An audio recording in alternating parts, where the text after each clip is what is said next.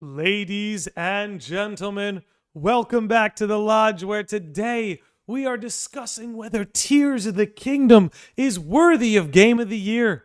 However, before we get into that, we gotta thank the amazing sages of the Lodge. The beautiful names you see up on your screen right here are those who donate as little as $1 a month to keep my nonsense going. But as I always say to you guys, that's just a bonus. All I ask is that you're here to hang out. And hanging out with us today are two very special guests. I am joined by BornofKokiri and PrincessKaiora. So without further ado, let's introduce them. And here we go. What's going on, guys? Thanks for joining us today. Yo, hey, y'all. So, Hello. excuse me. BornofKokiri, you've been here before, so why don't you go ahead and just introduce yourself and then pass it on to Kaiora, and then we'll get into talking some Tears of the Kingdom. Yeah. Yo, what's going on, homies? I go by BornofKokiri, or Kokiri for short. I'm a huge fan of The Legend of Zelda. If it wasn't too obvious in relation to my name, I'm a full-fledged Zelda content creator on Twitch and YouTube. But other game series I focus on my Twitch channel are Banjo-Kazooie, Mario, and Kingdom Hearts. And I do a lot of voice acting and voice impressions. Excellent. And, And then- Kaiora, this is your first time here, so how about you give the people an idea of what it is you do and the origin behind your name, Princess Kaiora? Hello, everyone. So I'll start with the origin of my name. So my favorite series is Kingdom Hearts, and Kairi and Sora are my two favorite characters.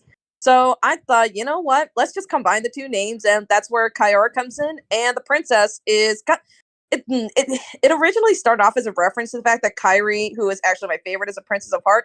But it can kind of relate to the fact that I'm also a huge Zelda fan. Zelda's got a princess. I also love Final Fantasy. They got some royalty in there. I also love Disney. They've got plenty of princesses. So the princess could mean a lot of things.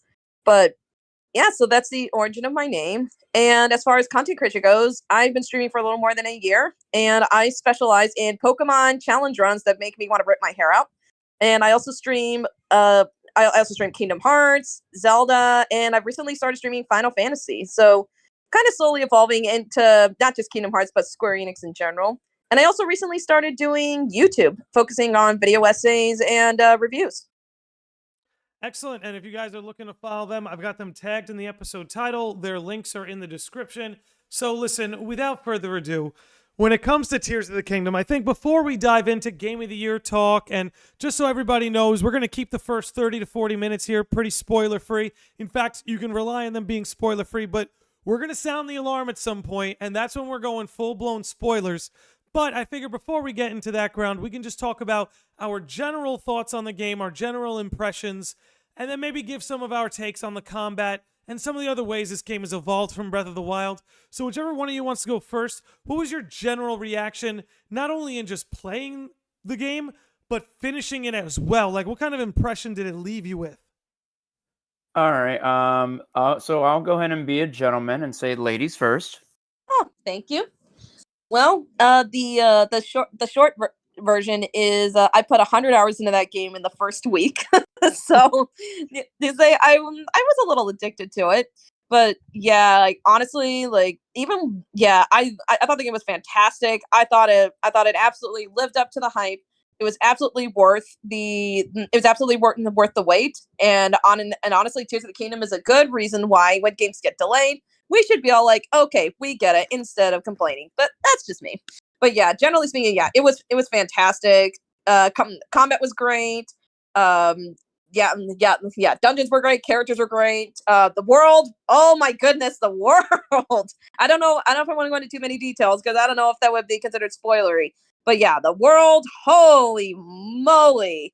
Yeah, let's just say Nintendo did an amazing job of not showing everything in the trailer, and thank God they didn't. I was super glad they didn't show everything in the trailer because there were so many things that I was finding that I never saw coming. I was like, oh my gosh, Nintendo, you sickos. You did this, Nintendo. But yeah, Link is always classic. Zelda, love my girl Zelda and Ganondorf. Any of my friends or community members who might be watching this, They know me for the handsome Ganon emote. Do you guys know Ganon is total daddy for me in this game? So Ganondorf was great. And yeah, it was just great. It was just great. Honestly, like the game of the year for me, and this is coming from someone who just finished Final Fantasy 16. Loved Final Fantasy 16, but like, yeah, Tears of the Kingdom is still game of the year for me. Kokiri, you're up. Well, I would say, as like what Kai said, this Tears of the Kingdom was absolutely worth the wait.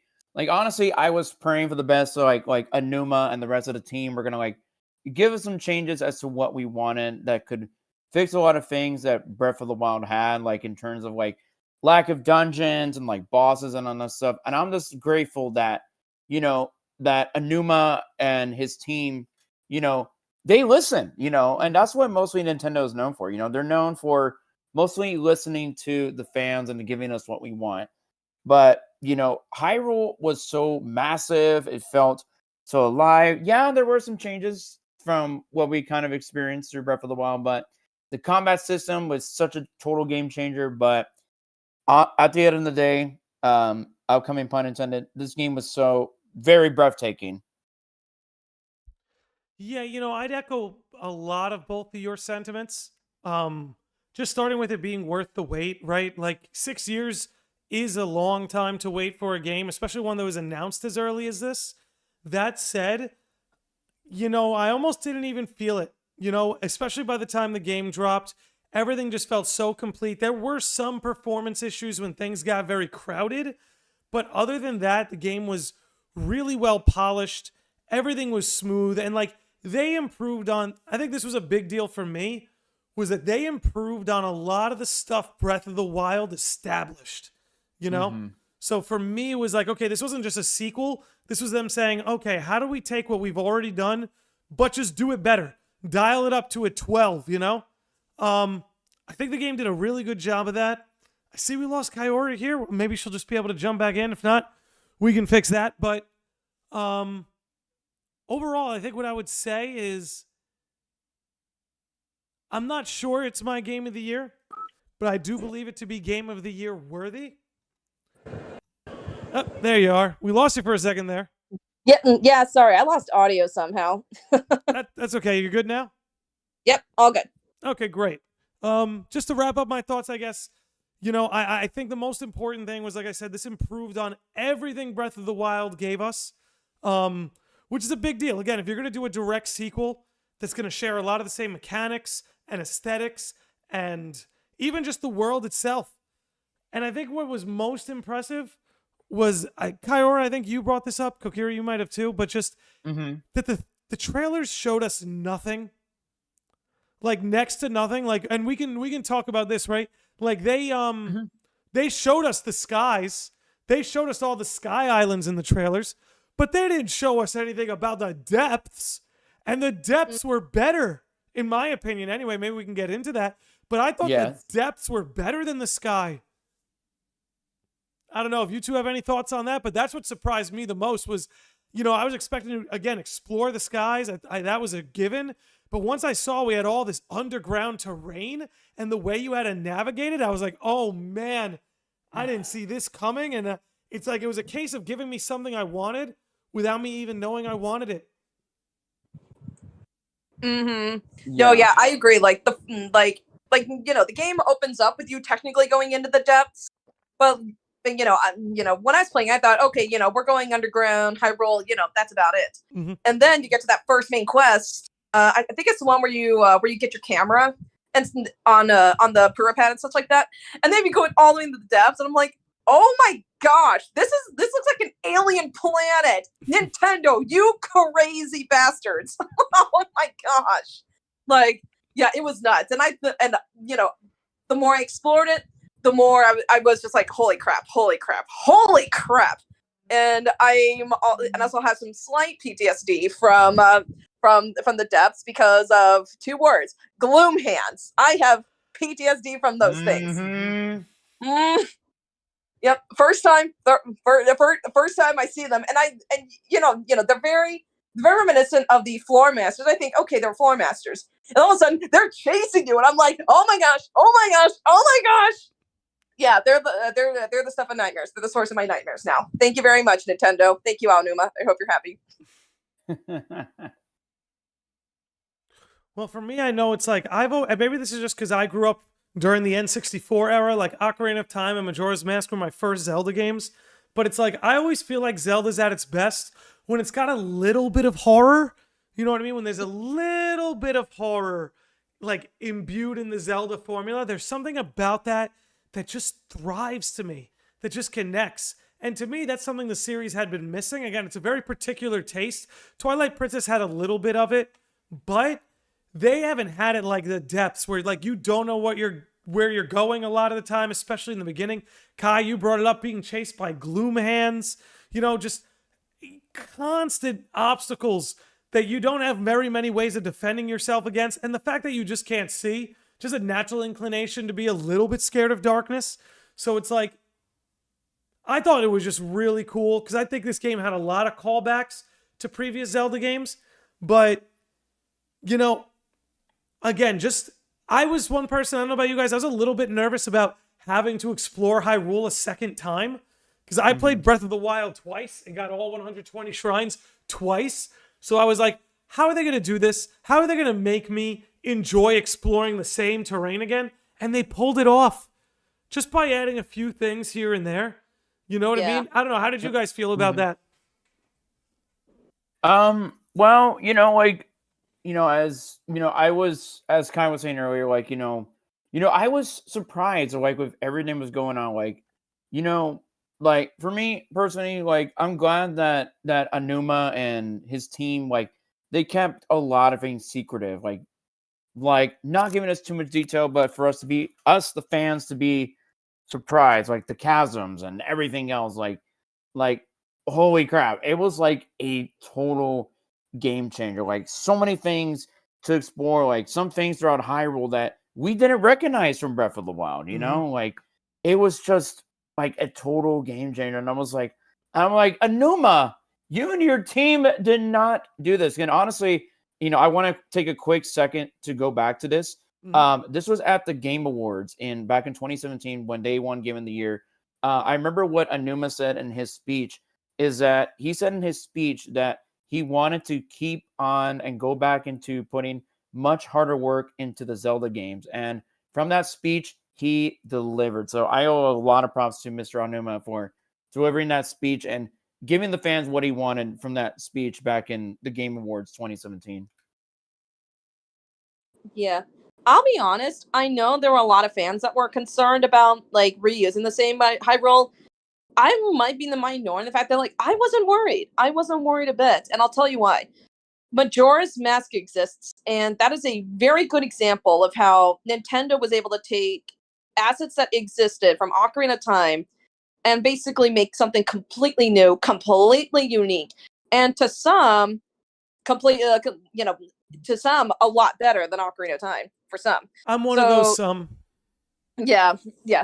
So I feel like if they were able to take if they were able to take all of Ocarina of Time's assets and make something new and unique and wonderful out of it, then they totally were going to be able to do the same thing with Tears of the Kingdom. And the fact that they have more power and technology to work with, because here's the thing: Breath of the Wild was originally developed for the Wii U. And so, and I feel like I could be wrong. I don't know specs. I'm not a tech person, but I'm gonna gauge a guess that the Switch is at least a little more powerful than the Wii U. At least that's what I'd like to believe. I could be wrong. But I like to believe that the Switch is but it's not that much more powerful. Yeah.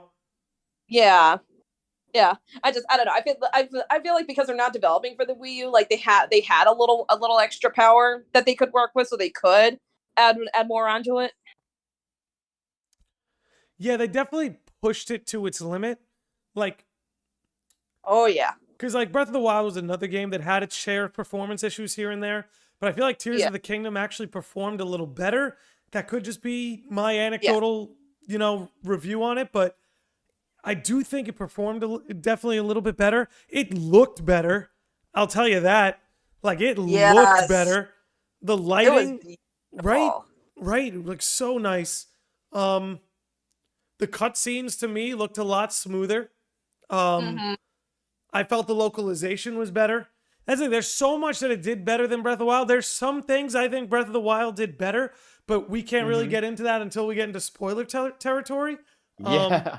Yeah. But just when it comes to like the game itself and the experience of playing the game, not necessarily the voice acting or the story, like they really ramped it up from Breath of the Wild.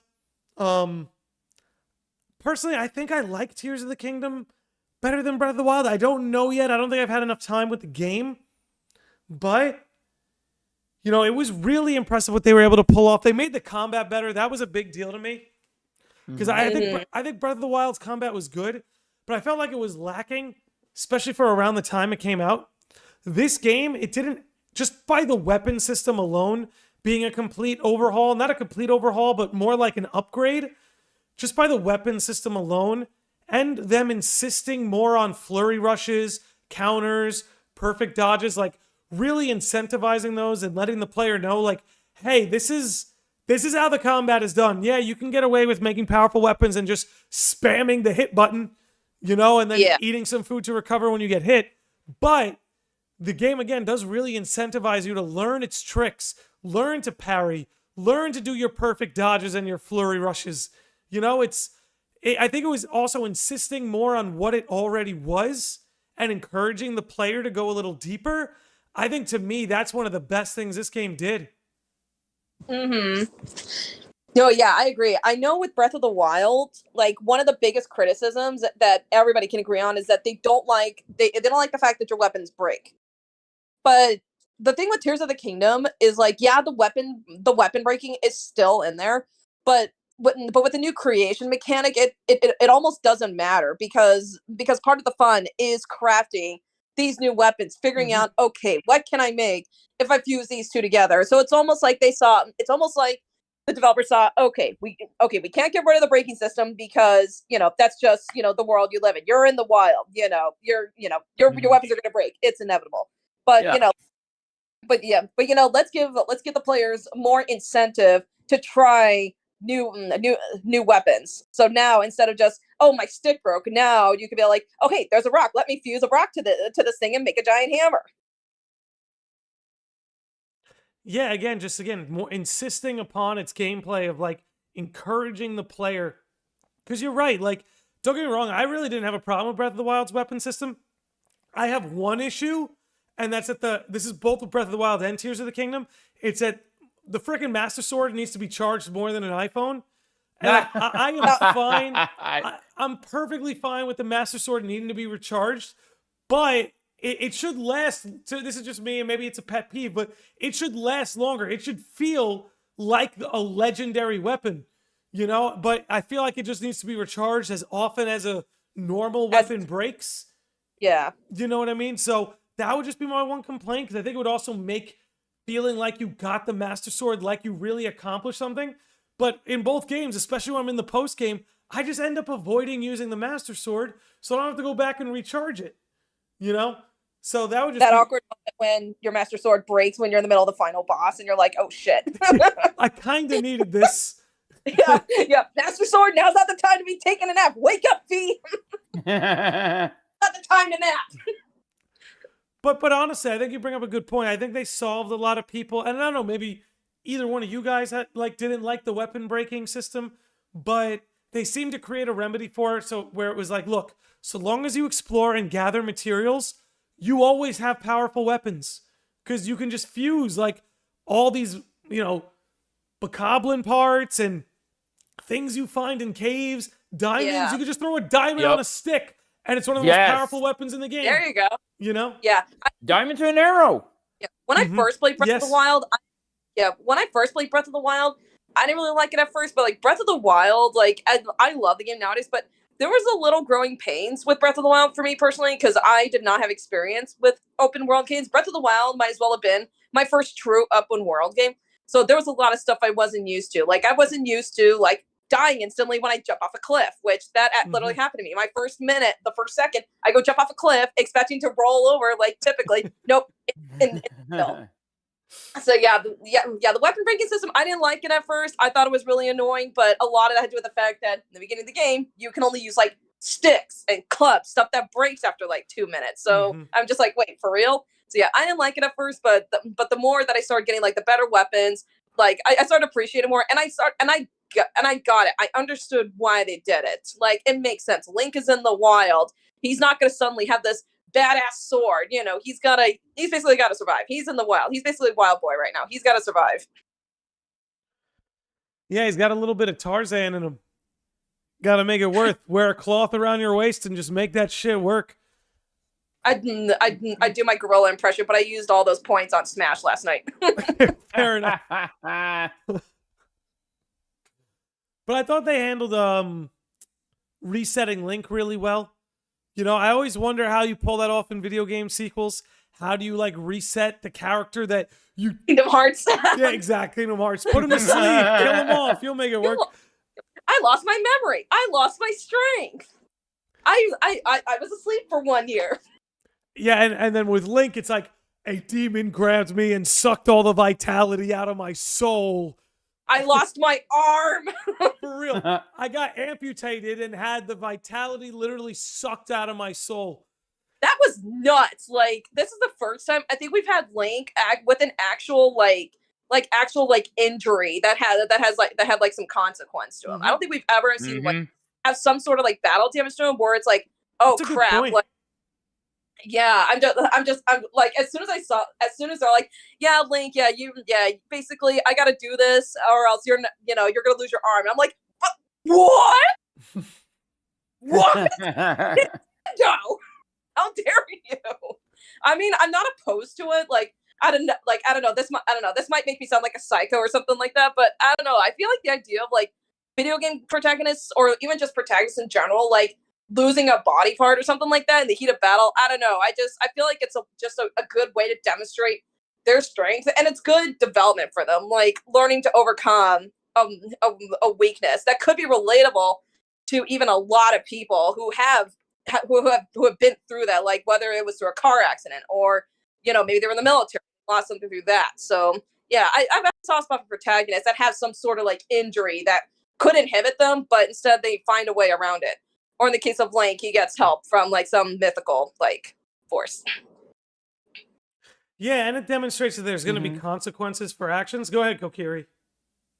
No, I was gonna say with the whole arm thing, I feel like like there probably might have been a reference to that with the whole losing arm thing, to another Zelda game that's not been featured in the game, but in one of the mangas, and that was in Twilight Princess. Because just want to go real quick. I remember like because I've read all of them. It was in issue 1, and it was during the scene like from beginning of Twilight Princess to where King Bulblin actually attacks the Ordon Spring to where he strikes down Ilia and Link and so. But in that scene, Link actually loses his left arm until it actually comes back. What? Oh damn! Yeah. Link, the hero Twilight, loses his arm in the first issue of the manga, for a few seconds until like I think it's like the Light Spirit Ordon actually gives him like his arm back, and like until he Link discovers the the Twilight Realm, like at the beginning of Twilight Princess in the game. Somebody on the development team was reading the mangas. Yes. That's interesting. That's maybe that was a callback, or maybe like you said, Kai, they were reading the manga. They're like, we got to do this. This is hardcore.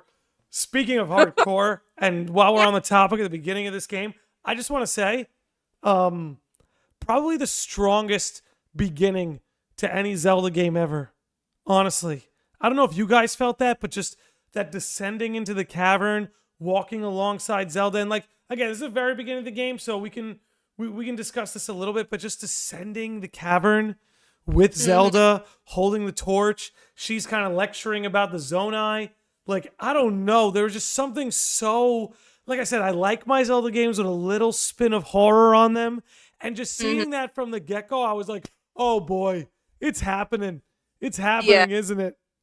I gotta say this, like Landy, I don't know if you know this, Kokiri already knows about this because I won't shut up about it, but my favorite Zelda of all time is A Link to the Past. And so when during this opening, when they're going underground through Hyrule Castle, I immediately thought, oh my gosh, this is just like Link to the Past. Because Link to the Past, you open up Yeah. Dark Night, you're breaking the Hyrule Castle, and you're escaping through Hyrule Castle sewers. Obviously, they weren't in the sewers, but they might as well. They were still underground. So I'm like, oh my gosh, this is just like Link to the Past. And then Zelda talked about the imprisoning war. I was like, oh, they did it! They referenced it! They referenced it! Thank you, thank you, thank you. Like any references to Link to the Past, because I feel like it's one of those Zelda games where it's like you either know it or you don't know it. And I don't know. I feel like it kind of gets lost sometimes among the 3D entries, which I can't blame it. It's a 2D entry, and it was only the third game that came out. So unless you grew up with the Super Nintendo, like there's a good chance you didn't play it. So, but yeah, so any references, I was like, yes, thank you, Aonuma. So yeah, my inner Link to the Past fangirl was like going nuts over this opening. I was like, yes, yes, yes. Yeah, A Link to the Past is interesting because I feel like pre-Breath of the Wild, A Link to the Past had a major influence on how all those 3D games were made.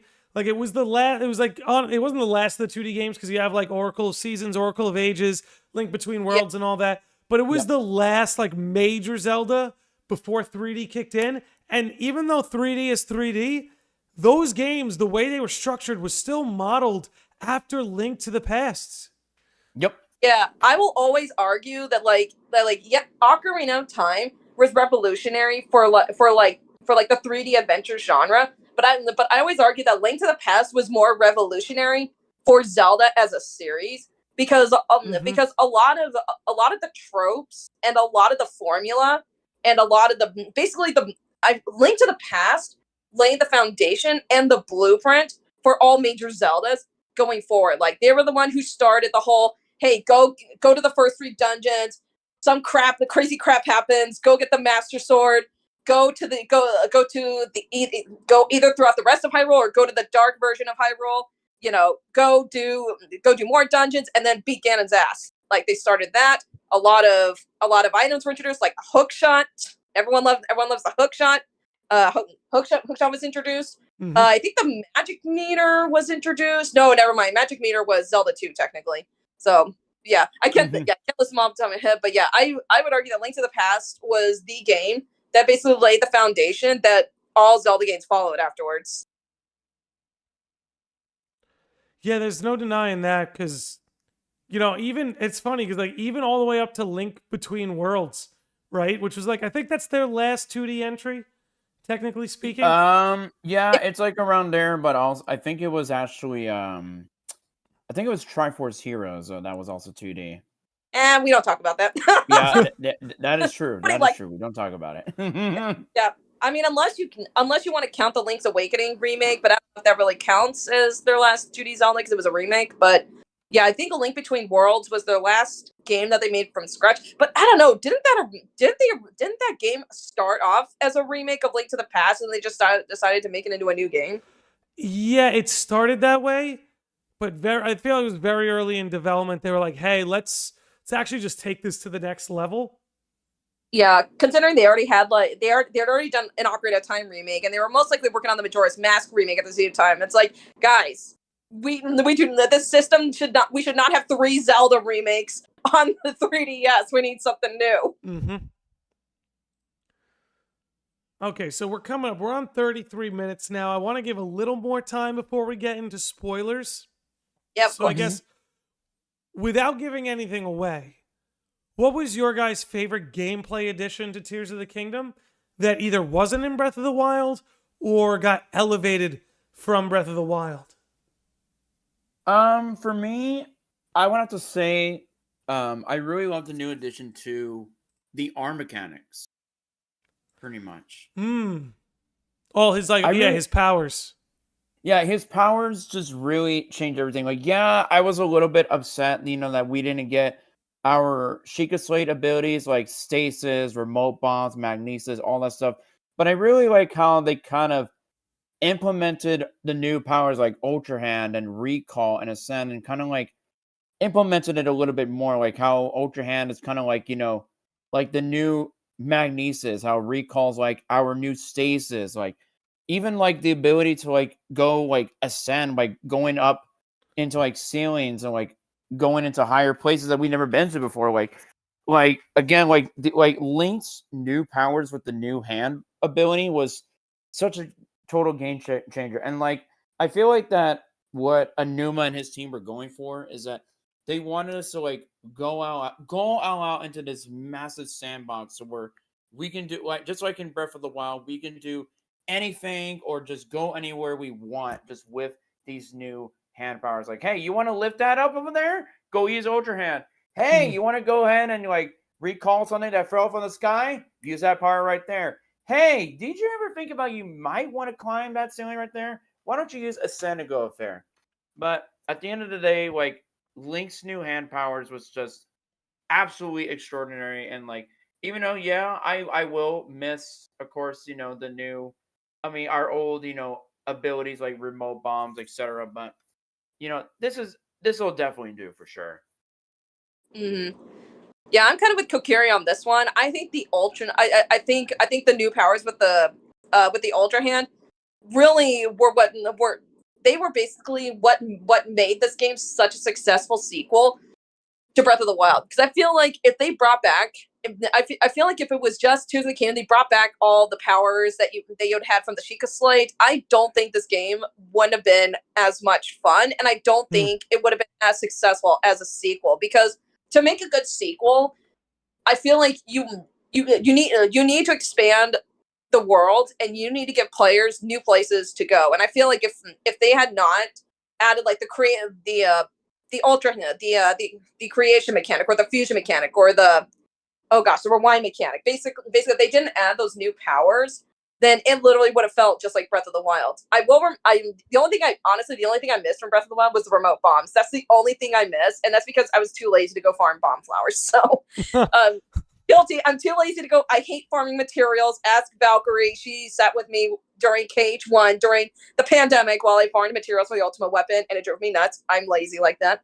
But yeah, I miss the remote bombs. But yeah, the new tools. Oh my gosh! As an artist, the creation mechanic that gave me all this power. And the thing is, I don't know anyone who's talked about this, but the fact that the puzzles were so heavily like designed around this, it really forced you to think. Like, I felt like the puzzles in like the shrines were like they were way more creative. Yep. For that very reason. They were more clever. Whereas in Breath of the Wild, the shrines, it was like you had your powers. It's like, okay, I gotta lift this magnetic thing, or okay, I gotta freeze this thing and just wham it. Oh hey, there's a crack in the wall. I just gotta blow shit up. But yeah, I just felt like the puzzles, like they literally felt like a puzzle. Like, you walked into a shrine, they gave you the pieces are all laid out for you, and they're like, all right, go to work, figure this out. And you had to experiment. And there were times where you messed up and you get frustrated, but oh my gosh, when you finally got it, you felt like the smartest person in the world. Like, I always say, my family always say it, I don't think with the left side of the brain, I always think with the right side of the brain. So there's so many times where I feel like I miss out on like something that's common sense. So with these puzzles, like anytime I get up, they're like, yes, I'm not dumb. I got it. Yes. I gotta say, I just had a very weird synchronicity with you there, because I was just about to say,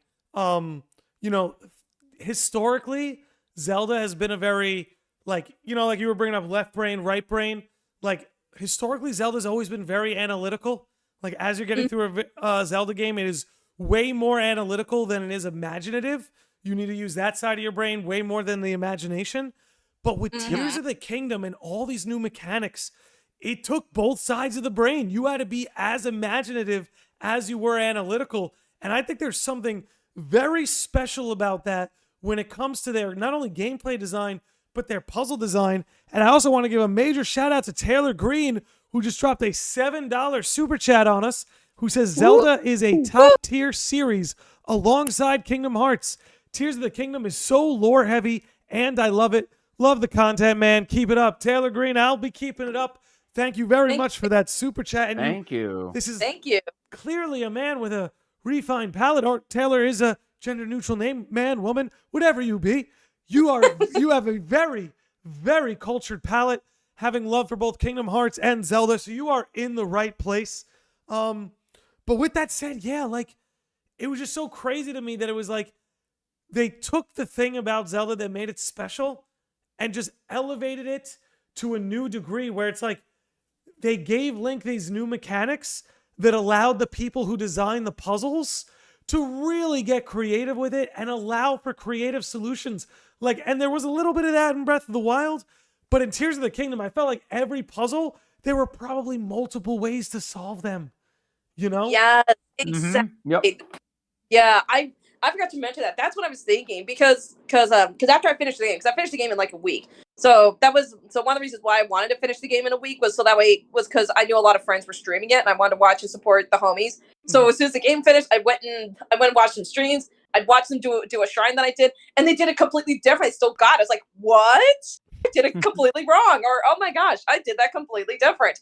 My favorite thing, like I don't know. I feel like the next time I play this game, my challenge is gonna be to solve the puzzle in the sloppiest and cringiest way possible. So it's like, you have a lot of those railings throughout like the sky and some of the shrines. It's like, typical. Get a minecart, attach some hooks to it, put it on. I'm gonna be like, no, you know what? Okay, I'm gonna make this really cursed looking cart and try and ride it across the railings and see if I could make it.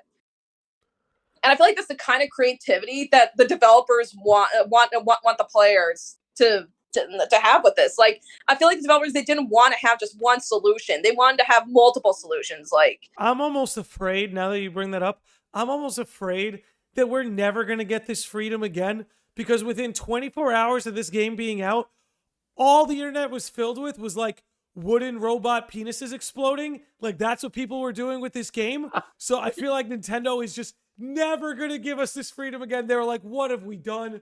We wanted them to do like what you just said, Kai, figure out things in wonky ways, do ridiculous stuff, get as creative as possible, and just the most absurd nonsense that I 100% indulged in, by the way, was put up on the internet within 24 hours. So it's like, we might want to enjoy this while it lasts, because again, Yeah. we may never get that level of freedom ever again. Yeah, I love that. Like Tears of the Kingdom, like they were building this up as this like work of art that's gonna be like darker, more story heavy. It's a really hyped up sequel, and then it becomes the the memeiest Zelda game of all time. And I'm like, oh no, the developers, they've given the internet too much. They've given us too much power. Exactly. My favorite one that I saw as a Christian, like this actually cracks me up. But like, I've seen this where someone has posted, this might be, I don't think this is considered spoilers, but it has to do with Koroks. Oh God, yes. Oh my. Kokiri, you might see this coming because you and I we're both Christians. My favorite one is them sticking a Korok onto a crucifix, and I'm just like, I don't know whether to laugh at this or be offended, but oh no. I'm like, oh my I'm just like, Aonuma, what have you done? You've given the internet too much. That's what I mean. Like, they're gonna look at those, and personally, I saw the same one. I probably watched it 10 times. They're gonna look at all this and go, "So never again, right? Like never again." Never again. They can't be trusted with this. You're not allowed to do this again. You are not allowed to do this again. No. Yep. So look, we are almost 45 minutes in. Perhaps it's time for us to get into story and spoiler territory. So, sounding the alarm. We are in spoiler territory. The alarm. Okay, no, we're not singing songs. I had to. All right, so who wants to go first? General take on the story and the plot. I want to hear your thoughts. Oh boy. Okay. Since story and lore is kind of my cup of tea, I'll take it from here and lead the way. And then Kai, you can I'll pass you the torch. Sure. I got my popcorn ready. Okay. All right, let's take a dive. I'm ready. So this story was completely something else. Like, when I first got into the story and the beginning of Breath of Tears of the Kingdom, I was all hyped for it. But there was a lot of things that I have a lot of questions about. And this was something when Zelda was talking about the imprisoning war, which of course for any Zelda veterans, we all know that the imprisoning war is a reference to what started the Fallen timeline, aka Link to the Past, all the way to Zelda 2. And a lot of people still speculate like how Breath of the Wild is like a big connection to like all three timelines separately, like how this connects here and here, blah blah blah. And then like what kind of really gets my brain thinking in terms of story is I think I'm okay to say this right now, but I kind of want to talk about Rauru for a second, the Yeah. king of Hyrule. I Mhm. want I want to talk about him because he mentioned before that he was like him and Queen Sonia, they were the king and queen of Hyrule. And around that time, I was like, huh?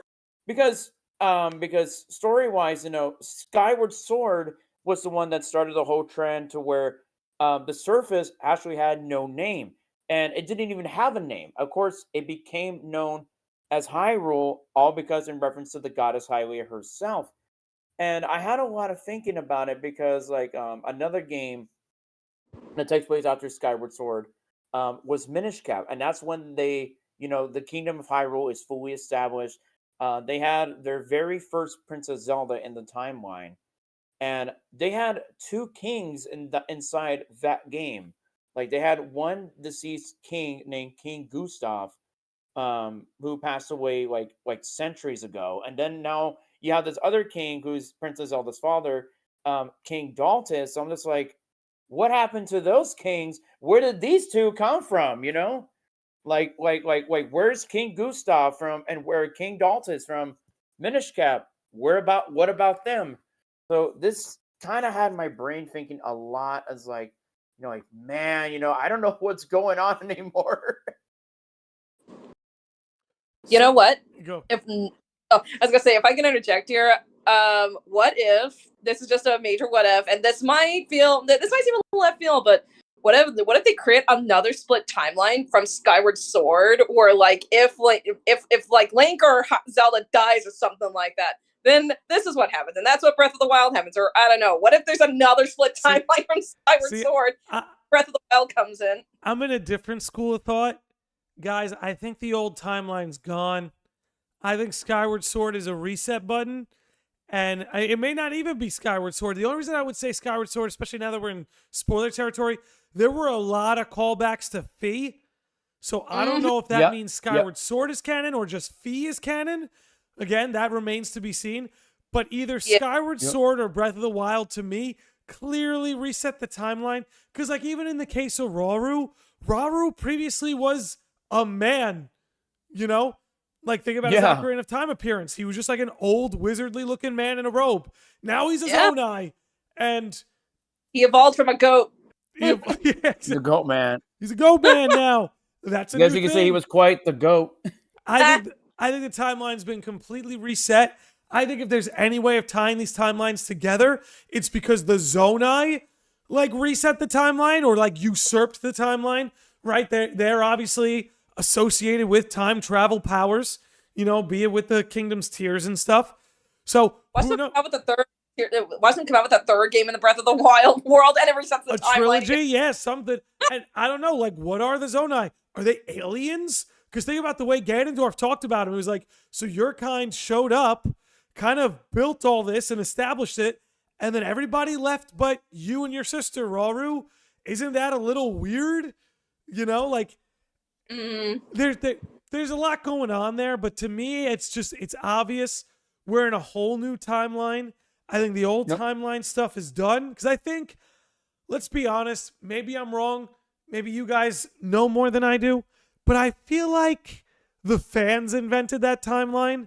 And then the Zelda, like Nintendo's like, okay, how do we make this work? I don't think Nintendo from the beginning was making these games to be in a congruent timeline. Yeah. I just think along the way, they're like, hey, the fans want this. And somewhere along the way, be it Skyward Sword or Breath of the Wild, they were like, okay, let's do this, but let's start over and like just do this from here on out.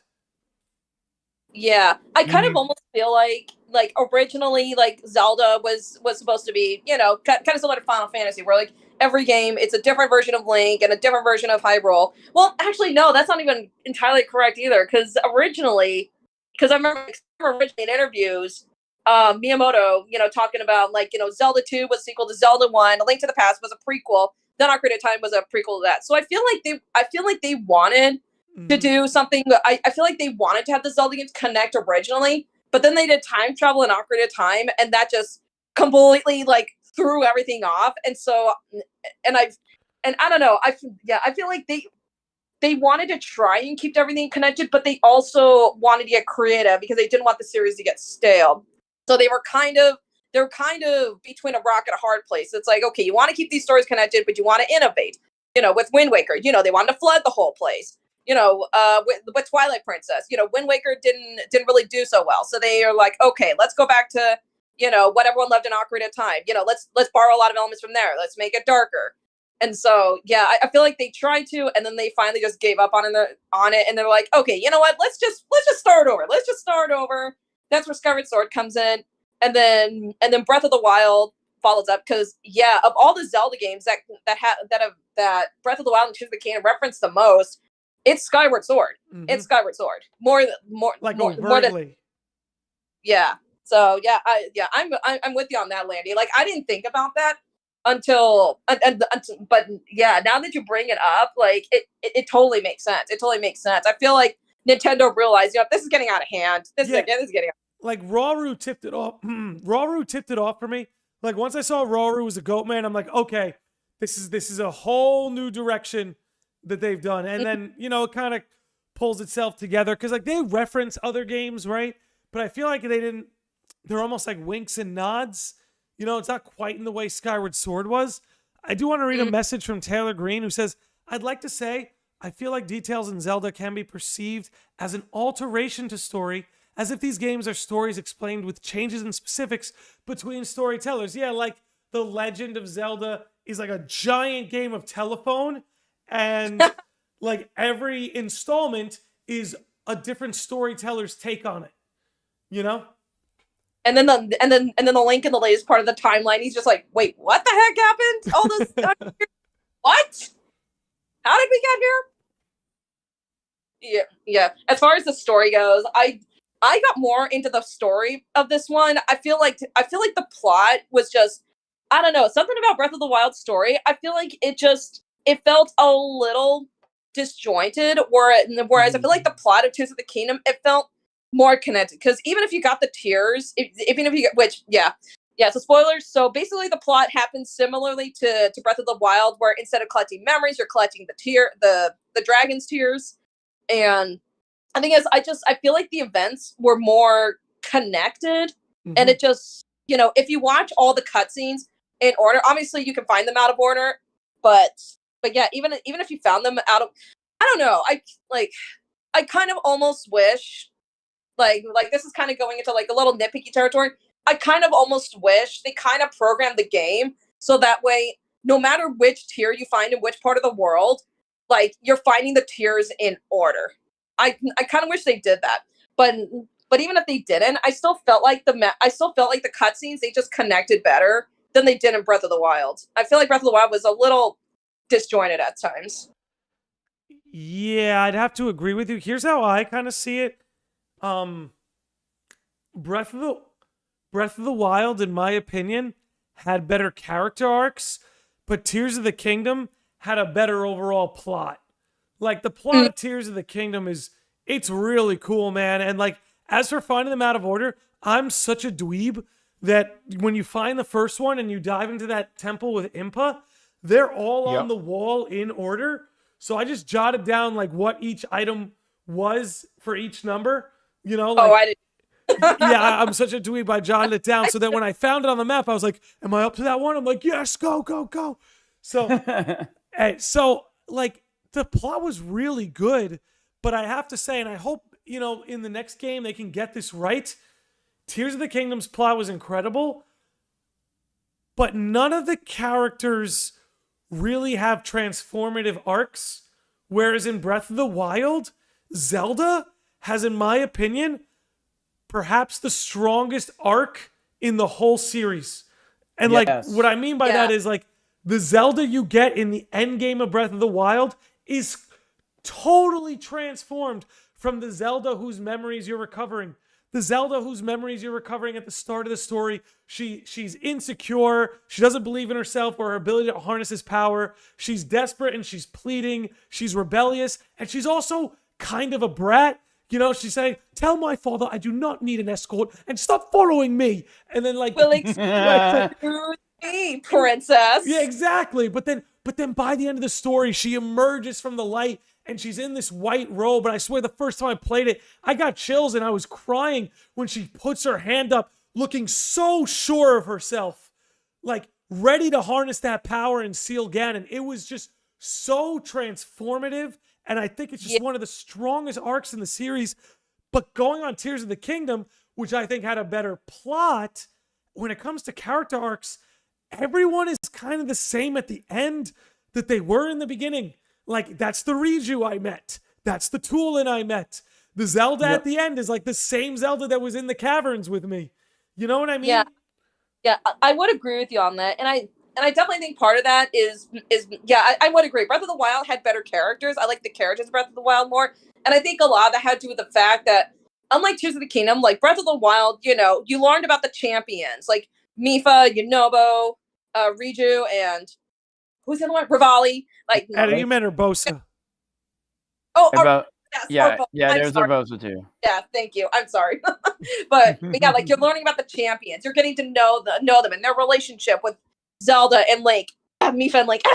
Anyway, but yeah, like you're learning about these characters and the relationships they have with Link and Zelda plays a part in your adventure in Breath of the Wild. Whereas in Tears of the Kingdom, yeah, it's cool. You're getting the sage, you're getting the sages' power. The sages, the old sages are basically passing down their power to the new sages. But I'm like, who the heck are these sages? Why couldn't it be like the champions or something like that? Why didn't they just have the champions also be the sages? Like, I don't know. Yeah, the sages I didn't really care too much about. Like, I liked, like, obviously Rauru and his sister Minoru. Obviously, they were cool, but they just had bigger parts. But the others, I didn't know who these people were. I'm like, who are you people? Like Patrick, who are you people? Like, give me back my Mifa. like, why couldn't Mifa be the Sage of Water and have her pass her power onto her little brother, who she had a very strong kind of connection to? So yeah, I feel like the champions. Yeah, I definitely feel like the characters in Breath of the Wild were more interesting, and I do agree. I feel like Zelda's arc was stronger in Breath of the Wild, but then Tears of the Kingdom, her arc comes full circle, and we'll get to that. We'll get to that scene. Mm-hmm. Yeah, we'll get to that scene. Yeah. No shade on her Tears of the Kingdom character. It's just like I said, Breath of the Wild, she was so transformative, whereas in Tears of the Kingdom, like, she always had it in her to do what she had to do. You know what I mean? Yeah. It's a part two. It's basically her coming full circle, like taking what she learned in Breath of the Wild and applying to the current situation in Tears of the Kingdom. Like, I know what I gotta do. Now's the time to do it. Bam. Mm-hmm. So, do you guys want to talk about that scene? Oh my god. Do I feel like crying again? Oh man, it's I don't know. I don't have a box of tissues with me right now. Major spoilers now. If you have not beaten the game, this is your final warning. We're talking Endgame. We're talking Endgame now. Endgame. Get out of here if you were avoiding spoilers. You guys are awesome, but get out of here if you're avoiding spoilers. Okay, you can let loose. Oh my gosh, as soon as I knew what she was doing, as soon as I saw that she was going to swallow the rock and turn into the lion dragon, I lost it. Waterworks. Yep. I was thinking, no. They're not doing this. No. Oh, she did it. Waterworks, man. Once Neru brought it up, like, in the lab, I was like, oh, so that's where we're headed? Like, I just kind of had a feeling that's where we were going, and I wasn't surprised Zelda did it, but I wasn't ready for her to cry as a dragon. You know what I mean? I wasn't ready for that. I give props to Nintendo's that they had the balls to. I know like Zelda didn't technically kill herself per se, but like she was basically, she basically let herself go. Yeah, she basically sacrificed her well-being. She pulled a Sora at the. She pulled a Sora. She basically pulled a Sora. Yeah, I like Nintendo had the balls to do that with the titular character, and this is one of the I always liked Breath of the Wild Zelda, but like this scene just goes to show how far she's willing to go for not just for Link, but for Hyrule, and like Tears of the Kingdom like really cements why I love this version of Zelda, and I think it's the strongest. Like Skyward Sword Zelda is really up there, but yeah, Breath of the Wild just inches her out just a little bit. I would agree with you. Ocarina of Time Zelda's my number 2.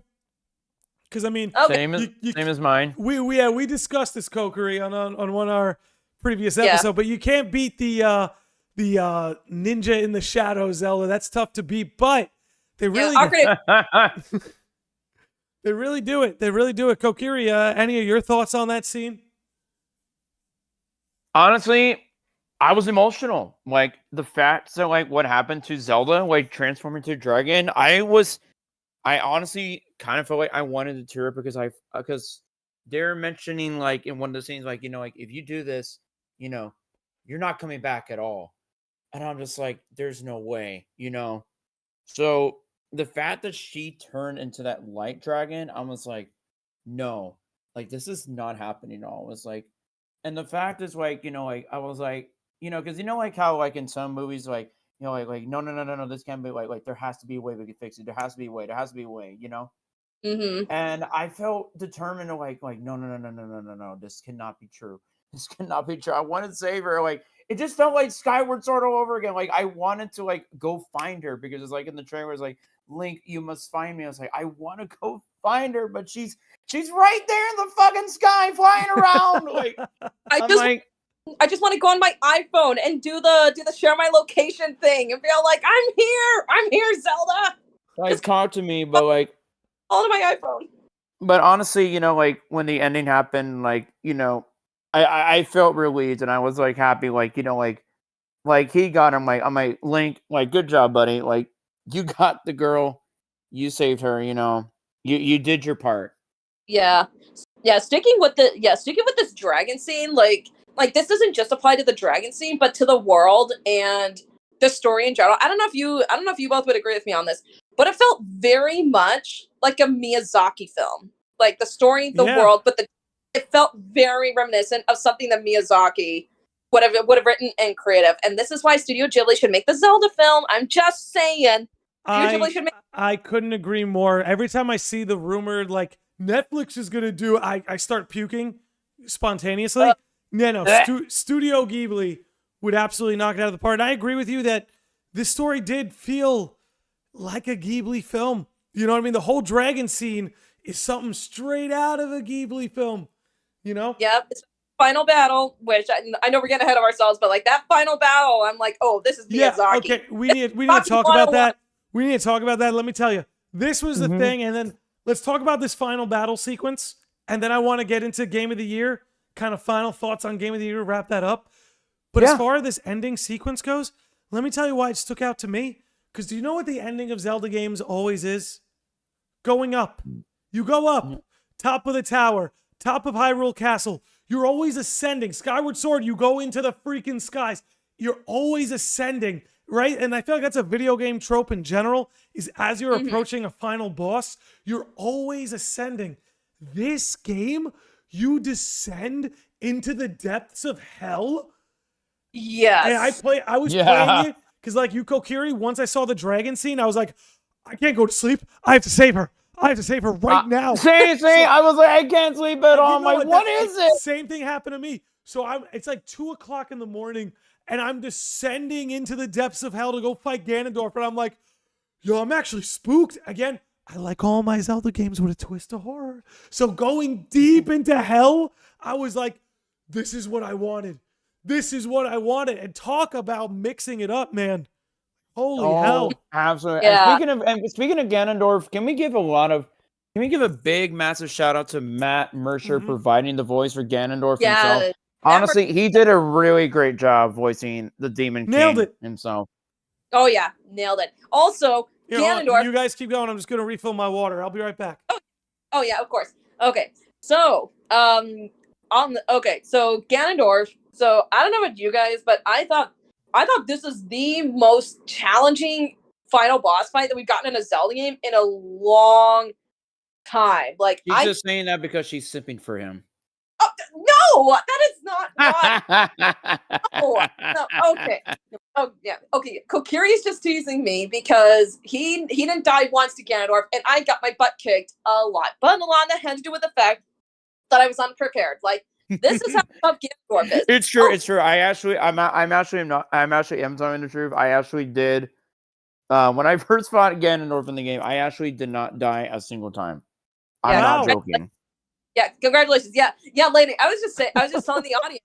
I think this is the most challenging final boss we've gotten in years. I don't know. I don't know what was the last time that I struggled because I got my butt kicked multiple times, and I know part of that has to do with the fact that I was not prepared. I did not know about the Sundelion dishes, so I went straight for Ganondorf, having all these broken hearts and I remember starting the battle thinking, okay, flurry rush, parry, flurry rush, parry. And then he hits you and he's breaking your hearts. And I'm like, that was when I was literally like, oh shit. Oh shit. Like, Well, yeah, I loved it because the game is forcing you, like, no, you're gonna learn our combat, and you're Yeah. gonna, and you need to, like, again, it's not just about being good at combat. You brought up the dishes. You need to be prepared. You need to be resourceful. It Yeah. was really I've been without no Sundelion dishes. And it was so bad. I was getting so frustrated at the point where I'm like, screw it. I left the fight. I restarted my save. I reloaded my save. And I went back and I farmed Sundelions, which I hated because I hate farming. I went back and I farmed Sundelions. I made some dishes. It wasn't enough. I think I only had like 5 dishes, but that was the best I could do because I was getting impatient. I wanted to finish the game. So I went down and I continuously got my butt kicked. First phase, I figured it out. Second phase, the life bar, it just keeps going. And I'm just like, oh gosh. And then the clothes start showing up and then keep my Ganondorf. Oh yeah. Not only does he shuffle up his weapons. Oh no. Not only that, but guess what? This man can flurry rush you. Not only can you flurry rush him, Yep. he will flurry rush you. And the first time he did that, I wanted to cower like a child. Like, oh gosh. Oh my gosh. I can't. Yeah, the second phase, in my opinion, like first phase, you learn it. But then second phase was brutal. That was a test. Huge improvement over Breath of the Wild's final boss. Huge improvement. Yeah, I would say so. Breath of the Wild's final boss gave me no trouble. I died the first time I fought Ganondorf, and the second time it was like cinematic. He had me down to like a half heart. I was like, my palms were sweating. Like it was so perfect. I will say though, the dragon sequence was really easy, but I almost welcomed that because palms sweating. It's like 3 a.m, and I was like, yeah, I could do this. But it was still, even though the dragon sequence was pretty easy, it was still fun to play, and it just felt so right. You know what I mean? Yeah. I don't mind a final boss being tough, I don't mind a final boss being easy, as long as they make it cinematic and as epic as possible. I feel like there's a good balance. I feel like either a final boss is going to be pure combat, and it's a pure test of your skills as a gamer, or it's going to be easy, but we're going to make this thing epic and awesome. And Landy, you're also playing Final Fantasy 16, so you know what I'm talking about. You know what I'm talking about. Some of the bosses. Yeah. You know what I'm talking about. It's kind of it's kind of the same thing with that game. Not to go off on a tangent, but it's kind of the same thing there. Yeah. So in the spirit of that, I think it's time to discuss whether or not we believe this game is Game of the Year, or if it's worthy. I think we all agree it's worthy. I think that's a layup. I don't think anyone here would disagree with that. But do you think Tears of the Kingdom will be Game of the Year, and why? Of course, look, there's no like official Game of the Year, right? There's no way to objectively pick it. But is this Game of the Year to you, and why? I would say it's game of the year. I would still say it's game of the year, and like not just for my own personal bias. Like I'm a huge Zelda fan. Like if there's one series I love as much as Kingdom Hearts, maybe sometimes even more, it's Zelda. So I would say it's definitely game of the year for me based on that alone.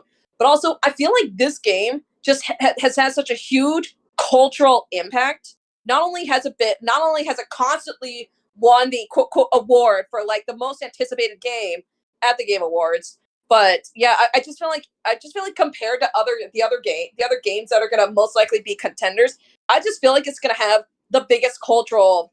I just feel like it's gonna have the biggest cultural impact out of them. How about you, Kokiri? I would definitely say yes, without a doubt. And the reason why I say that is because I want to go back to what I said earlier from Mr. Anuma's speech, from the Game Awards of 2017, to where he wanted to put all his energy into making Zelda games and pleasing the fans. Which, of course, I feel like that him and the other man who also made this game, who was also on the stage with him, Mr. Fubiyashi, they worked really hard on this game. So big shout out to them. Big shout out to Mr. Anuma. Big shout out to Mr. Fubiyashi and the team. They worked so hard. This is totally game of the year. So, I believe it's worthy of game of the year, but I'm not sure I would give it game of the year. It's definitely worthy. The only thing I think it has going against it, really, is that this was a game that it's standing on Breath of the Wild's shoulders. And what I mean by that is there's a lot in this game that was in a previous game. Now, that doesn't make a game bad, worse, or anything like that. But there were a lot of assets that were reused, mechanics that were reused, items, aesthetics, any way you want to put it. There was a lot of recycled things here. And again, I'm not saying that disqualifies it. I just think, and again, I think the only games I've played this year that could contend are FF16 and Street Fighter 6. Because I think all three, just between those three, Tears of the Kingdom, Street Fighter 6, and FF16, I think all three of those are going to shake up their respective genres. And again, we got more games that are dropping this year, like Spider-Man 2. And, I don't know if there's any games I've missed that could be game of the year worthy. Diablo 4, I know a lot of people are having fun with. But personally, as someone who's only about 45 hours into FF16, only, compared to my 85 on Tears of the Kingdom, the thing about FF16 for me is that the whole thing is from the ground up, and it's another one where it's trying to change the series that it's a part of forever, and it took a lot of risks that got it a lot of scrutiny before it ever came out. People who were like, you've seen it out there. People say it's not a real Final Fantasy. People who said the same thing about Zelda when Breath of the Wild came out. It's not a real Zelda. This is the discourse you're confronted with when you do something different like this. But to me, I think as of right now, I'd pick FF16. I'd put Tears of the Kingdom over Street Fighter 6, as amazing as I did find that game. But to me, right now, I would give it to FF16. Just because for me, even though gameplay is the first thing I come to, I'm a combat guy. The best thing about Zelda to me was the exploration. You know what I mean? But FF16's combat to me is just so fluent, addictive, beautiful, and aesthetic. So to me, that's my personal preference. So I'm a little bit more lenient on FF16. And also, I do love a good story, and I do love a good character arc. And man, FF16 is full of that. Oh, yeah. So just based on my own personal preferences, I would give it to FF16. But if I were to try and give it some kind of objective viewpoint, the only thing I could really bring up is that a game like FF16 is completely built from the ground up. And, better hardware doesn't mean better game. But FF16 is a more capable game, if that makes sense. Yeah, however, it's kind of fun. I would just want to finish with the last thing I would say is Tears of the Kingdom is a masterclass of doing more with less. So that's a point in the Tears of the Kingdom column. So that's just how I Yeah. feel now. Maybe I get to the end of FF16 and I feel differently, but that's how I feel right now. But whether or not Yeah. it's worthy of the Game of the Year, I think there's no question about its worthiness. But based on my own personal preferences, I think right now I give it to FF16. Yeah, I mean, honestly, like Tears of the Kingdom's personally my game of the year. If Final Fantasy 16 kicks its butt, I'll be happy for it. I just finished the game. I thought it was amazing. I'll be going into my full thoughts later, but yeah, Like I said, but I can't say anything about Final Fantasy 16 because no PS5. yeah, But one day when I One get day. Yeah. we'll see. Yeah, but yeah, I totally get what you're saying, Landy. And you know what?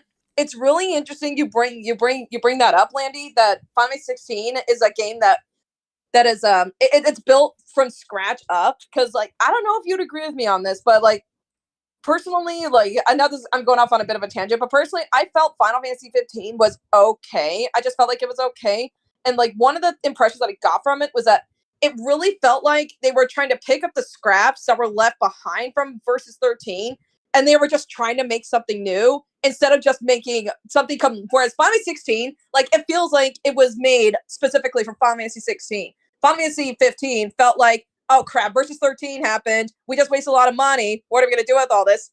Let's just make Final Fantasy 15 out of it. It's fine. It's fine. So yeah. I personally believe 16 was a huge improvement over 15. Look, I'm someone who I enjoyed Final Fantasy 15. I think it's a good game. I think if it wasn't a Final Fantasy game, it actually would get more praise. But because it's part of the Final Fantasy series, it's just held to a higher standard. Yeah, even if it was just a spin-off to Final Fantasy, like a Final Fantasy spin-off game. If it wasn't 15, I think it would have been praised better. The fact that was the Final Fantasy 15, and also I think that was the first console mainline Final Fantasy game they got since 13, and we all know how 13 turned out for a lot of people. So No, you're not 16 wrong. And they put it all on 15. The animes, the movie, the promotions, like they staked it all on 15. Which was confusing to me because, like you could observe, like, hey, this is like a game that was made from the scraps of a canceled project. And again, I think comparing it to FF16, where it's like, no, this is from the ground up, been made with a singular purpose and a singular vision. And again, I liked 15. I thought it was pretty good, but I'm not sure it would even be in my top 10 Final Fantasies. You know what I mean? Yeah. Even though I do like the game. Final Fantasy 15, I liked the main cast, like the Choker Bros. I liked them more than I liked the actual game. Like, yeah, like I like an example of strong character arcs, but a weak plot. Mm-hmm. You know what I mean? Yeah, exactly. So 16 really needed to have a good comeback, and I think they were smart to bring Yoshi P on because Yoshi P did that for 14. Like 14 first launched, and it was a dumpster fire. Yoshi P comes in, he saves 14, makes it one of the greatest games of all time. Landy, you can just you're preaching to the choir, Kai. Yeah, so I think bringing on Yoshi P to make 16, which had to be a huge comeback title after the disappointment of 15, was super smart. And I think 16 was a really good, hey, we're sorry, we screwed up with 15. Here you go. Have fun. Yeah, and it's like he's the hot hand at Square Enix right now. You know? Mm-hmm. Him and Nomura. Nomura's been a hot hand since the late 90s, man.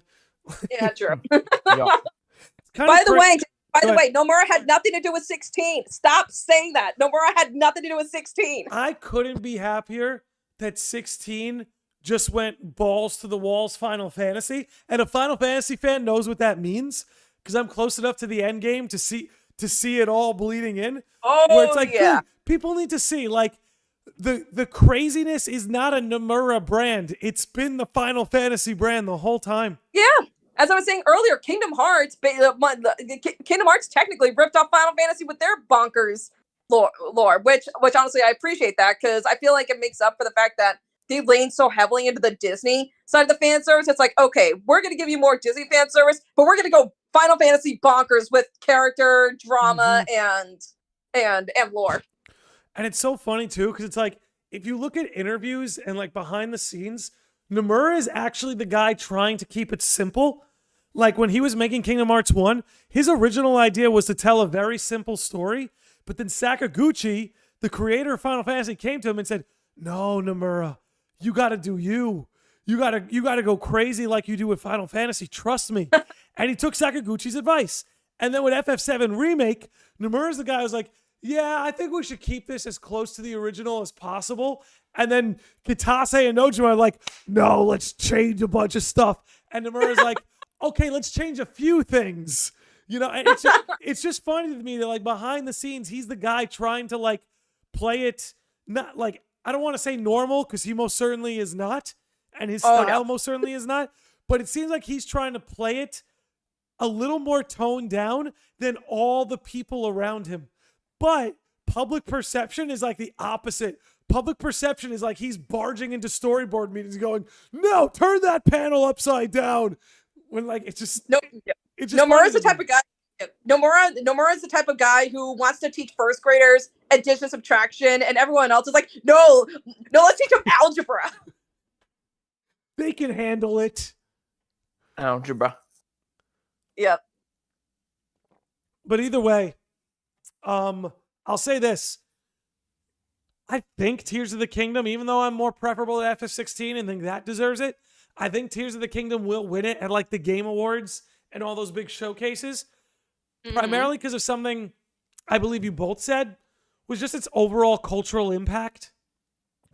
That's so strong. Yeah. Yeah,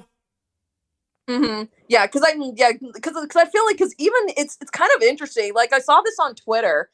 This was before Tears of the Kingdom came out, where like a lot of Zelda fans obviously played Breath of the Wild, but Breath of the Wild attracted non-Zelda fans. Like a lot of Zelda fans nowadays, their first game was Breath of the Wild, and I feel like to have a series that's been going on for so long, and to have them make a game that not only appeals to their veteran players, but is also like, hey, new players, look at this, you should try us out. Because a lot of open world players who probably had never played a Zelda game before, they saw it and was like, oh, open world? Sure, let's give it a shot. And they loved it. And their love for Breath of the Wild got them to try older games in the series. Yeah, it's Breath of the Wild actually is a very good introduction to Zelda, just because it's a very new direction. So people who go backwards, they see like, oh wow, these used to be different, Yeah. And it gives them a new appreciation for both. But again, yeah, I know. Yeah, I know these. I know. Aonuma said in an interview that like that open world is going to be like the norm for Zelda going forward. So that's gonna be exciting. What they're actually going to do with it is a good question. Personally, I wouldn't mind if they went back to linear Zeldas either, because I feel like if like open world remained the norm, I feel like that would make Breath of the Wild and Tears of the Kingdom, I don't want to say less special, but I feel like part of the reason they do stick out is because they are so different compared to other Zelda games. So I would not be opposed to them going back to like, I'm just throwing out on the table Ocarina of Time like kind of formula or something like that, where like have your own plot. Maybe dungeons are like in any order they want, such like that. If anything, the one thing that I miss from past Zelda games, I'll be honest, I miss the item inventory. Like I miss the hook shot. I miss the meter. Like this just be nitpicky. This is my nostalgia side kicking in. Love Tears of the Kingdom, love Breath of the Wild, but there are certain things from older Zelda games that I do miss, like the inventory with all your different items. I kind of miss that. Yeah, there's a lot about the old Zelda I miss. It's a different thing now. Doesn't mean it's better or worse, but it is a different direction these days. I think from here, if they want to keep it open world, then this should be the end of this saga, and they should do a new art style, have it take place like 5,000 years in the future so Hyrule can look completely transformed. Because like we can't run around this Hyrule a third time. You know what I mean? Yeah, I don't think so. I feel like lightning striking twice. I feel like lightning can strike twice, but a third time, I don't know. I don't think a third game in this Breath of the Wild saga is really gonna hit. If anything, if they want to do another game in this world, I feel like the only thing they could really do that could work is another Hyrule Warriors game that takes place like in the past when Zelda goes back in time. Nah, listen, if we're going to get fan service, here's what I want. It'll never happen. But if they want to do open world and mix it up, what they should do is create the Ocarina of Time Majora's Mask into a trilogy and have the third game be modern graphics, go back to that art style, create a bigger version of that Hyrule. Like, take that template and super expand. Like, instead of just Hyrule Market, you now have this whole castle town, and maybe that's where Link gets his house. But it's like, that's my dream. It's like, you really want to... Like, I would love it. It would just be like the Hyrule Castle Town from Twilight Princess. Yeah. Mm-hmm. Yeah, I would totally be down for that. Also, yeah, and also, like, even though it's not my favorite art style, like the Twilight Princess style, it's not my favorite art style just because for me, Zelda games have always, like, in terms of tone, like, I feel like my favorite Zelda games have always had that sort of, like, Disney-ish tone where, like, there's a lot of, like, charm and, like, lighthearted humor, but then there's also a lot of drama and such like that. And so for that reason being, like, I feel like Twilight Princess is not my favorite art style, but with us having Skyward Sword, Breath of the Wild, and Tears of the Kingdom back-to-back, like, cel-shaded base graphics, I would not be opposed to them going for a darker art style, like that tech demo that they did when they showed off the Wii U. I would not be opposed to them going to a more realistic art style. Like, I'm kind of feeling like, you know what? I've had my cartoony Zeldas. I've had my bright, colorful styles. I might be okay with us going a little more realistic next time. Just not like God of War, like super, like I don't realistic. think they do that. Mm-mm. Yeah, no. That I couldn't see. I couldn't see that. Like, at that point, you might as well make a live action Zelda movie. Yeah, and good luck putting a Zelda plot in a 90-minute runtime. I don't know. Maybe I'm a hater. I just don't see how a Zelda movie could work. I think if you're gonna do it, it has to be like a show. I will say, you know, I actually wrote a script in college. I actually wrote a movie script in college. I'm not surprised. I don't know if it's good, but it was like better than pages. anything Netflix can do. I'm confident in that. Hey, if I ever get a Patreon, maybe I'll post that. Make that like, hey, you guys want to read my script? Actually, I don't even know if I still have that. That might actually be floating around in cyberspace, which kind of sucks because I was actually really proud of that. It was like 100 pages. I actually got to the end. Oh, you gotta hunt that down. I know. Because I did everything. Like, I feel like I did the best I could to condense a Zelda plot, and I also ripped elements from like all these different games. Ooh, it's like a merger. I'm into kind that. of, yeah. Like I'm if into they made that. But I will say, the thing I miss the most from a traditional Zelda, Link's little helper. I miss that. The companions, yeah. I miss that. Oh man. Yep, I miss them. I miss it when Navi used to say, "Hey, listen." That's the thing. I have a love for Navi. I know she's a meme with the "Hey, listen," but listen, when you're playing Zelda for the first time and you're like 8 years old, her yelling "Hey, listen" and telling you exactly where to go. Exactly. I don't know. She's my girl, man. She had my back when I was a little kid who didn't know what the hell he was doing. You know? Yeah. I don't know. I still say Midna is still #1 companion, hands down. Midna's #1 companion after she transforms back. Much as I love the little gremlin. Yeah, Midna was great in terms of like, you know, character arc and such like that. But yeah, it's kind of interesting. Like people that are like, oh, Navi's so annoying. It's like, you have to remember when Ocarina of Time came out, that was the first 3D Zelda. There was no foundation. Like nowadays, if we play a 3D Zelda game like Twilight Princess, we already know exactly what to do. A is all your actions. B is your sword. The other buttons are your items. But like, we didn't know that when Ocarina of Time came out. We had no idea. And the developers knew, hey, this is brand new. Players are gonna have no idea what the heck they're doing. We need to give them a guide. So Navi the Fairy taught players these brand new mechanics and this brand new style of Zelda. And yeah, I was like 7 when the game came out. So, oh wait, no, I was 6. Holy shit. Yeah, I was in the first grade when it came out. And so, me being like almost 7 years old playing this game, and like, oh my gosh, if Navi wasn't there, I'd be lost as hell. Holy hell, Kai! You and I are the same age. Hey, look at that. Hey, were you born 92? 92, yeah. Let's go. Wait a minute, hold on. When's your birthday? Actually, just passed June 15th. Oh yeah, Hey, let's go. oh yeah, let's go. Okay, I'm a few months older than you. I'm a February baby. Y'all are both older than me. Oh I'm damn! 93. I just lost seniority on my own podcast. This is embarrassing.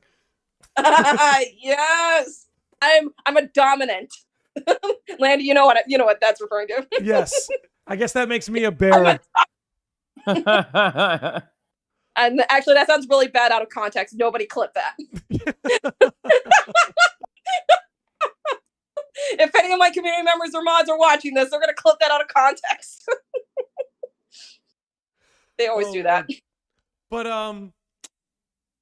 yeah, there's a lot the Zelda series could do from here, but it's obvious the next game it has to be something different. Again, they'll never do my idea as much as I want it. Maybe they'll pay some other studio to do it, but I don't know. I don't want them to do a studio. I don't trust another studio to handle a mainline Zelda game. They could do a that's spin-off. why they would do a spin-off. Yeah, but I don't trust another studio to do a mainline Zelda. I feel like Mario and Zelda, those are like Nintendo's like babies. Like those are the children that you don't leave with a babysitter. Those are the children that you take with you everywhere. You don't leave with a babysitter. I can't help but feel like Nintendo secretly resents the Legend of Zelda series because they have to try so hard. Not that they don't need to try hard on Mario and Kirby and Pokemon and Pikmin, but it's like Zelda gets a little bit more love. You know what I mean? Yep. Like Zelda gets made in a crock pot. All these other series can be made in the oven. If you catch my drift.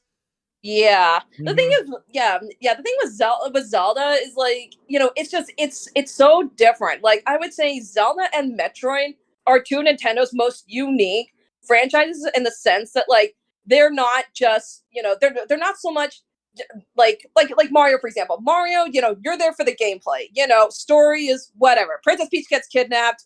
You go to outer space. Whoopee. It's all about gameplay and like level design. Zelda is gameplay, level design, world building, plot, characters, art direction. Like there's just so much more. Like Zelda, even though like Zelda's not an official RPG, whether it is or not, that could be up to debate. But like Zelda is treated like an RPG. Zelda is basically to Nintendo what Final Fantasy is to Square. It is like it's almost like their summer blockbuster series, whereas Mario is like their Dragon Ball Z or something like that. I don't know. I'm just throwing out examples. I feel like it's something that can be made. Mario games can be made quicker, and they can come out a lot more often, like a TV series. Whereas Zelda, that's the summer blockbuster series that you're spending millions of dollars on, that you want to release into theaters, you want to market the crap out of it. You want to merchandise it. Like Zelda's the summer blockbuster. And that's why I'm like, part of me thinks somebody over there hates it so much. They're like, damn it, I don't want to work. Why can't they all be like the Pokemon company and just pump them out like a factory every year? They would have to be like a pretty high up on the corporate ladder because I don't know, as a creative, like if I could work on a Zelda game, that would be like a dream job. Like work as a character designer or work as a visual development artist. Like that would be like a dream job. Like oh my god, the artists and the writers and even some of the programmers, I think they all love it. I think it's the suits in like the corporate meetings that are like, why can't they just make a Zelda game every 2 years? I don't get it. You know what I mean? Go watch the credits that last 10 minutes and you'll see why. Which, by the way, I was watching the Final Fantasy 16 credits when I hopped in the voice chat with you guys, and the credits were still going for like a good 5+ minutes after we started the podcast. It's a big game. I think Final Fantasy 16 had like 20 minutes of credits. I'd have to go back because I've recorded gameplay footage for the review. Like I'd have to go back and tally up, but I think there was like 20 minutes of credits on Final Fantasy 16. That's why games take 5 to 6 years to make. Yeah, they got to cook in the oven a long time. Oh yeah. They taste so good when they come out. We are coming up on an hour and a half here. Is there anything about Tears of the Kingdom that either of you wanted to bring up that we didn't bring up today? I think we pretty much covered everything in terms of plot, story, and like new mechanics. I think we got a lot of things. Kai? I can't really, I can't really think about anything else. I would say, was there anything that you thought could have done better? But I think we already covered that throughout. Yeah, like I said, my biggest gripe was I think it needs stronger character arcs. Like Mhm. I want these characters. I'll meet them in the beginning, be it Tulin, Link, Zelda, Riju, and then I want to get to the end of the game, look at them, and be like, "Wow, this is a person that is transformed before my eyes." Whereas, Mhm. like everyone, and again, maybe it's a personal preference thing. These characters were pretty much the same people at the end that they were in the beginning. But to that credit, the plot itself unfolding beneath the story being told, I thought was very good. So if I could change anything, my biggest things would be bring back a companion, give the Master Sword a longer battery life than an iPhone, and bring back character arcs as strong as Zelda from Breath of the Wild. That's what I would Mhm. say. Yeah, I do have one. I do have one more thing to say about Tears of the Kingdom, and this is why I think it's going to win Game of the Year. Because in Tears of the Kingdom, you can't do this in any other contenders. In Tears of the Kingdom, you can teabag. This is true.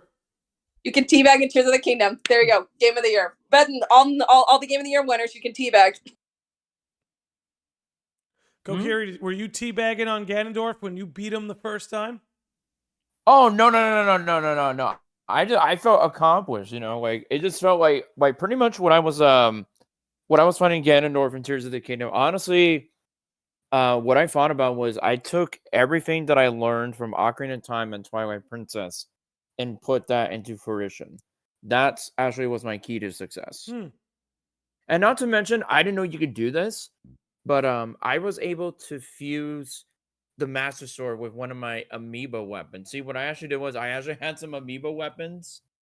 It actually was the Fierce Deity Blade that I got from Majora's Mask. And I tried, I was like, I wonder if this is going to work. And I was like landing so many hits, and I'm like, what the hell is going on? I'm like hurting him so much. I'm like, Yeah, wow, I guess amiibo actually helped me. yeah. I need to talk about the amiibos because Kokiri and I were like chatting back and forth about the game. Here's Kokiri getting all this cool stuff in his amiibos, and my amiibos, I keep getting crap. And I'm like, what the heck? I'm not using like cards or stickers. I'm using the actual figures. I'm like, come on, Nintendo. I'm tired of getting fish. Stop giving me fish and mushrooms. I don't need this. I need stuff. Yeah, I honestly, first time I plugged my amiibo in, I got the Bigoron sword, and I was like, oh, takes me back. I hate this game. Takes me back. I changed my mind. Final Fantasy 16's Game of the Year. I changed my mind. And on that note, I think it's time for us to wrap this up. It's been a good time. I don't know if you guys noticed, but I don't know what possessed me to do this. We just had empty space on the overlay. So I put my dog Kobe in between the two of you. Ah, Kobe! Just a picture of him. So you've been hanging out with him the whole time. I hope you've He's enjoyed a handsome boy. I can't wait to see him at Reconnect. He's a And you very, very handsome boy. But with that said, we're going to wrap it up here. I am exhausted. It's been a long day for you, boy, but I couldn't have thought of a better way to end it than talking some Zelda with you two. Again, guys, this is PrincessKaiora and BornofKokiri. Please follow their socials and their links. I got them all in the description. Their YouTubes are tagged in the title. Thanks again for coming on, guys. This was a good time. Thank you. Yeah, absolutely. Thank you. And on that note, we will see you sickos and normies tomorrow. We're actually doing an FF16 podcast at 2 p.m. with Jashish and Will's Word. And on that note, I leave you. Have a good night, everybody. Get some good sleep.